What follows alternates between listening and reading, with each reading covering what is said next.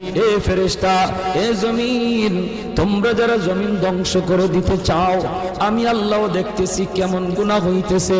যেই মানুষে আমি আল্লাহ এত আদর করে বানাইলাম, আসমান আল্লাহ বানাইছেন কুন ফায়াকুন বইলা, ফেরেশতাও আল্লাহ বানাইছেন কুন ফায়াকুন বইলা, জমিন আল্লাহ বানাইছেন কুন ফায়াকুন বইলা, কিন্তু আমারে আপনারে আল্লাহ পাক কুন ফায়াকুন বইলা বানায় নাই।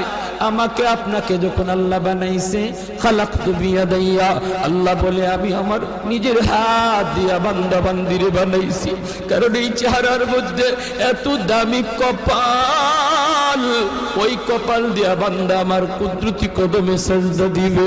এই কপালটার এত দাম, এই কপাল কুন ফায়াকুন বললে হয় না, এই কপাল ফেরেশতাদের হাতে বানাইলেও হয় না, আমি আল্লাহ নিজের হাতে বানাইছি।